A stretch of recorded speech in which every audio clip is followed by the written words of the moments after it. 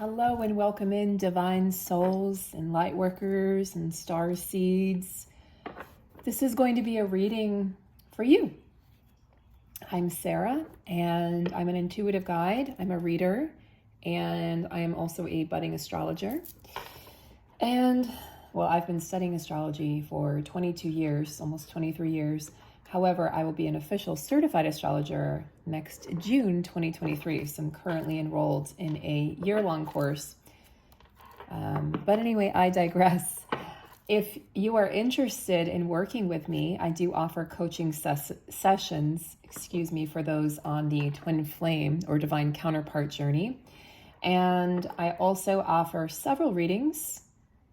They're all available on the website: twin flame readings, soulmate readings, general love readings, as well as several astrologically based readings, including the reading for the solar eclipse in Scorpio coming up this week, October 25th, and the lunar eclipse in Taurus coming up on November 8th.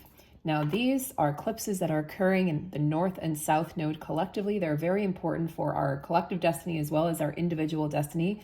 So we'll be looking into your destined path and looking into where you might be expanding and what you might be contracting in your life, and how this applies to the eclipse systems and why this is so important at this present time.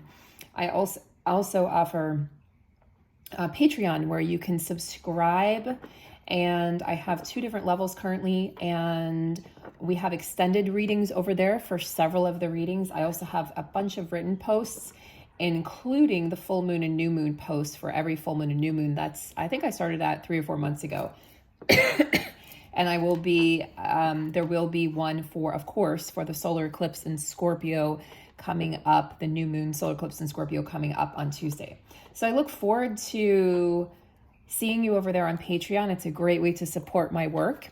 And also another great way is just to like, share, and subscribe any of my videos. Subscribe to the channel. This not only helps my channel be more identifiable, it helps people find the videos and the information that they're seeking. And it just all around is good karma. So welcome in, guys. We're going to look into, the sort of pre-eclipse energy today. And what I want to do really is I'd like to get an overall, I want to take the temperature of the room, so to speak. So I want to see where we're at, because it's been a few days since I've done a reading and things are shifting every few days. It's sort of why I'm doing readings every few days right now. I kind of let things lie and then things shift, and I let things lie and then things shift and percolate. So before we hop into the reading, just very quickly, I've only worked with 2 companies over the course of my 2 YouTube channels that I've had. So over the course of 5 years, I've had 2 companies I've worked for, and it was a CBD company. And then I'm also currently working with a Shilajit company. And you guys have probably heard me talk about it, or you've seen my shorts, the video shorts, but I personally ingest Shilajit daily. It helped me recover from my respiratory infection I just recently had. It boosts your immune system. It's full of ionic trace minerals. It helps to detox. It provides energy, focus, as well as fulvic acid, humic acid, antioxidant support, you name it. We believe, those of us who ingest Shilajit, you can look at studies on it. You can also just go into a Reddit forum or a Quora forum and learn about why athletes are using this to recover. Also prior to workouts. I like to use it prior to a workout, or if I'm really sore, I'll take one of the honey sticks here. This is my favorite way to ingest it, is the honey sticks. And literally, guys, the ingredient is raw honey, comes from Brazil, and raw honey, natural Shilajit resin. That's it. That's all that's in here. And then this is actually the Shilajit itself. It's a tar-like substance. It's kind of ooey gooey. It's very thick, like molasses. If you've ever done blackstrap molasses to help boost if you've been anemic and you want to boost your iron levels, it's a great way to do it. It's very, very thick and very sweet. This is more earthy and more bitter. It definitely tastes like it comes from the earth. So I'm not going to sugarcoat and tell you guys it tastes, sweet like cotton candy. It doesn't. But you can put it in hot tea. You can put it in like a hot cocoa. You could put it in just regular hot water with lemon, or you can just do my favorite way to ingest it, a couple honey sticks a day. All right. So if you have any questions, let me know. I will put my link below. You can receive 10% off. And I think you're going to love it. A lot of people have been reporting back to me you can feel instant effects. And I've tried guys, thousands of supplements over the course of my lifetime for many different reasons. This is one that I'm sticking with because it actually works and I actually see results. So ask me any questions. I'm happy to answer them. Okay, so we're going to go right into the reading now. And what I'd like to do is I'd like to pull a card here from the Goddess deck. And I would like to ask, who is currently walking side by side with the Divine Feminine on her path, who is currently assisting the Divine Feminine in, achieving more clarity, and especially for the Divine Feminine who has walked away. And many of you are feeling completely removed and detached from the Twin Flame journey or the Twin Flame label. There's a reason for that. You have to get to this place to be able to truly move on and move forward and reclaim your life and get to a place where you feel like yourself again, where instead of feeling like you have like a phantom limb, so to speak, the Divine Masculine, you actually feel like you are the Divine Masculine within and you embody that within yourself. It's truly the point of this journey. We have Isis and Osiris. So Isis, many of you are familiar with Isis. Now, there's a story with Isis and Osiris. Isis was one of the oldest goddesses, and she was known as the mother. She was known as the giver of life. Okay, she's like the mother of all mothers in Egyptian lore. And with Osiris, he was both her brother and her husband. So if you look back at, Greek mythology, it wasn't uncommon to have a brother and sister be married or have a romantic liaison. So Osiris was murdered and Isis wanted to revive him. So when she found him, she revived him. And then they had their son Horus, okay? Now, you're probably wondering, well, did he survive indefinitely, or, was he killed again? Well, he was killed again. So it was his brother that was actually killing him, his brother Set. And when that happened, she could not revive him the second time, okay? So his reproductive organs were scattered. She couldn't revive him. And she had to accept the death of her beloved, her brother and her beloved.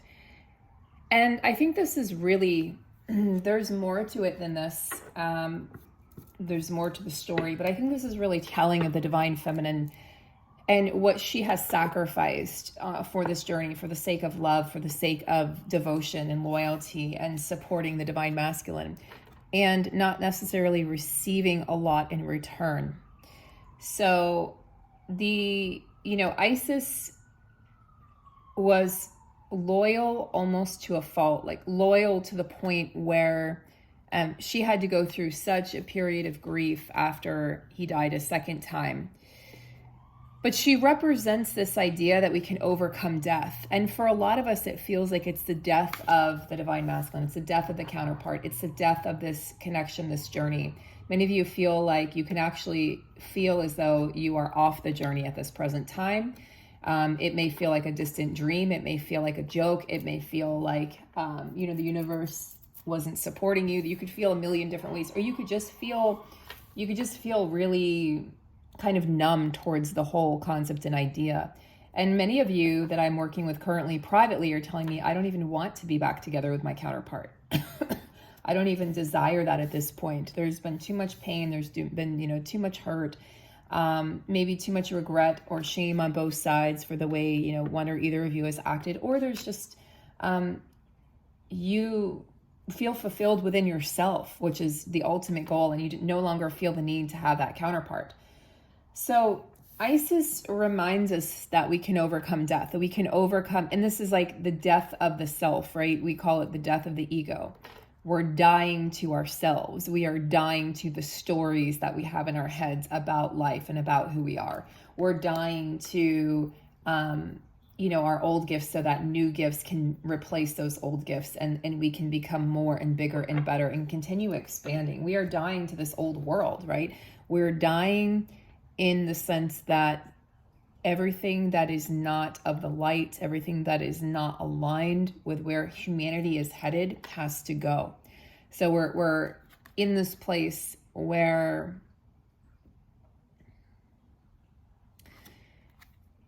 we've felt the grief. Okay, grief is sort of an overarching theme right now for the feminine. You might feel the grief of family members who have passed, animals who are crossing the rainbow bridge at this time. You might feel the grief of, a sibling. There's many forms of grief. A sibling who has, excommunicated from the family, and you're feeling, that sort of separation. It could be just, different ways in which you might be feeling gutted, and you might be feeling as if your heart is broken, and you might just be feeling this deep, deep, deep sense of grief. Isis was not immune to that. Just because she was a goddess, she wept tears. And the story goes that she flooded the Nile River. So her tears were big. Her tears were real. And her tears represented, were equal to the love that she had for Osiris. So let's take a look here as the divine feminine sort of thinks about her own death, and she thinks about the death of this connection, and she thinks about how she feels about the masculine, and maybe it's sort of a goodbye ceremony that the divine feminine is currently experiencing. And I know this isn't exactly a popular opinion, but this is the truth of the journey. This journey was never about the physical other. It was never about coming into physical union or having a romantic relationship or getting married or living happily ever after. It was to break you open and to make you see what's inside, what you've been hiding from this entire time, and to also bring your shadows to light. So that's why you get triggered by your counterpart. You guys hear those sirens? It's crazy. It's Saturday afternoon, siren after siren after siren. Ace of Pentacles. The divine feminine desires a new beginning. She desires a new story. She desires the opportunity to, I'm hearing, hit the nail on the head this time. She's like, I want to get it right this time. I don't want to be put in this position where I feel like I failed. Not that you have failed. You can't fail life, guys. You really can't. It's just a lesson. It's just Earth School. We take it so seriously, but you can't fail life. Whenever we have an ace in a reading, we have a new beginning. We have an opportunity. We have prosperity here because we're connecting to the 3D realm. We're connecting to the seeds that we're planting to be able to create those prosperous future. It's the beginning of prosperity, the beginning of abundance is what the Ace of Pentacles represents. And this is an energy where the seed is taking root. It's being watered. It's being grounded in. It's not going anywhere. That's why you see the bottom or the barrel of a redwood tree there. You see all the circles representing the different chapters of life. The feminine, if you looked at the palms of your hands or the soles of your feet, you could see lines. Those lines represent our wisdom. They represent our infinite potential. They represent what we have endured and what is coming. You're in this beginning phase, divine feminine, where it kind of feels like, someone described to me the other day, it felt like, it's not like you're in the waiting room, but as if you're sort of in the void. Stay grounded, because I had an experience today. I went to the farmer's market, and I had an experience where I was talking to somebody, one of the vendors, and I could see her aura so clearly. It was bright, bright yellow, and it was all over her face. And I thought I was losing my mind. And I had just sampled their tea. That also told me how high vibrational this tea was. It was green tea and red tea, but it came from Japan, from the mountains of Japan. And I thought to myself, wow, this is so high vibrational and so pure and so clean that I'm seeing this woman's aura. And I've seen auras before, but not for a very long time, and not like this. It was so clear. I almost wanted to ask her, do you have yellow makeup on? Or, but then I didn't want to be rude, but I could see the energy. There's an energy to the Ace of Pentacles, guys. There's an energy here. Go outside. You're probably craving nature right now, craving the sun, and craving your feet on the ground, and craving that experience of being one with the ground, or being one with the earth. This could also indicate, sort of like the 11th house energy in astrology is a really auspicious house for abundance. This could indicate a windfall of money coming in, a windfall of wealth headed your way that you probably don't even see coming or don't even expect. But if you're feeling sort of loopy like I was this morning, if you're feeling like you're in this energy of like kind of an otherworldly, or you're just sort of like in the void space, kind of floating but not attached to your body, find a way to attach, because you're about to create a lot of abundance. Something is about to shift in a major way. And I think you guys can feel this coming. I really do. I think the Divine Feminine feels this and is very curious about this experience. And I think you're past the point where you might tell yourself that you're unworthy. I think you've worked on that a lot. I want you guys to focus on your journey and your experience right now without questioning the masculine or where they're at. And you can move through this eclipse season. I think you're going to find that a lot of those old belief systems about the journey are being eclipsed out. The journey is changing. Okay? The meaning of the journey is shifting for the feminine. You have the Star, major arcana. God, it's beautiful. The Star and the Ace of Pentacles with Isis. So the grief is not going to last, okay? The grief is very real. It needs to be experienced. The tears need to be shed. You need to shed the tears of, the former self, the former life, the connection, the counterpart, etc., whatever. But also coming back to this place where there's infinite possibilities. The Star represents sort of a moment in time where hope is restored, where you have peace of mind again, where the future looks bright after it's looked dim for quite some time. It's bringing the light back into the darkness, or the dark corners of life, like where life has dampened our spirit, where we've thought maybe doors have closed or opportunities have passed us by. This is that restoration of hope that things actually can get better, that it's not going to be like this forever. And there's a feeling of comfort with the Star, a feeling of renewal.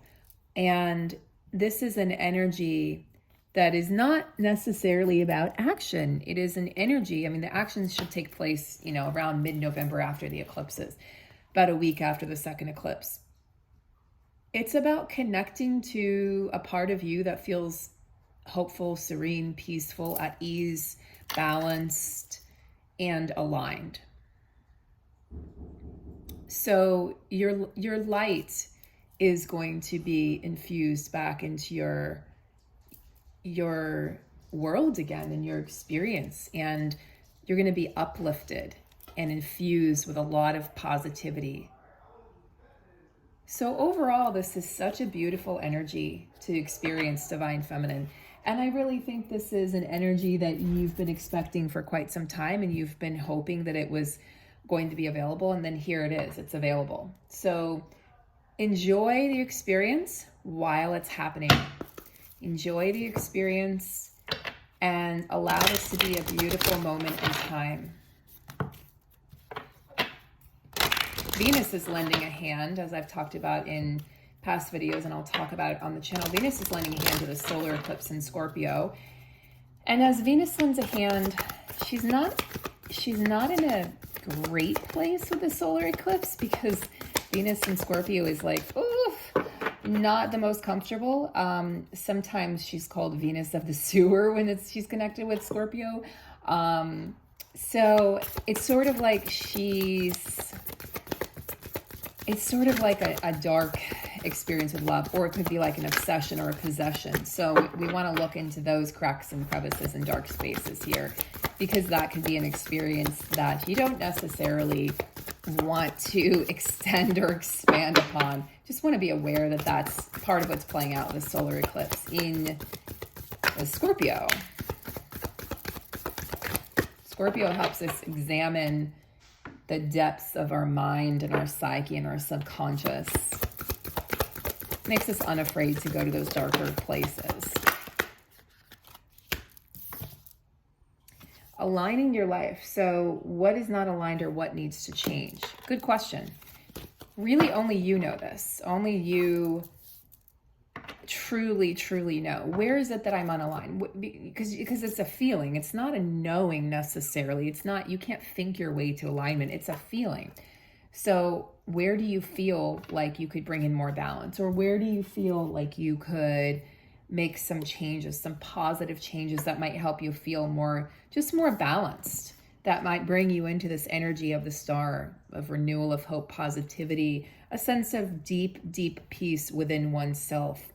And it's not that you need to change. Maybe something externally needs to change. Maybe a job needs to change. Maybe a location needs to change. A lot of feminines have been bouncing around, changing locations, rearranging their home, redecorating, and many of you are going to actually be eclipsing again, eclipsing locations again, eclipsing jobs again. And you're going to find that on the other side of this, you're like, wow, I had no idea I was going to be moving again, or I had no idea that I was going to be shifting or changing in that way. So a lot of identity shifts occurring with the eclipses on the North and South Node axis here, identity shifts. And again, you know, North Node representing expansion, where we expand, what we expand into or expand on, or anything of that nature. And then the Dragon's Tail is South Node representing what we're moving away from, or what might be kind of trying to pull us back in. So it could be, again, those like dark necessity, those addictions, or just the darkness. So we get to examine that with these series of eclipses, is where it is that we can be expanding and where it is that we may need to be sort of shrinking away from something, or allowing something to fall away naturally in our life. Because the more we fight where we're at, the more we fight or we don't accept where we're currently at, we're likely to get more of that. So we may not be able to move on to the next lesson, or open the next chapter, open the next book. We might be stuck in the book that we're currently in. Many feminines are ready to move on. You know, it's like you no longer identify as the wounded healer. You're an empowered healer. You no longer identify as broken. Now, you know, you're identifying yourself as, okay, I'm putting the puzzle pieces of self back together, and really self-reliant at this point.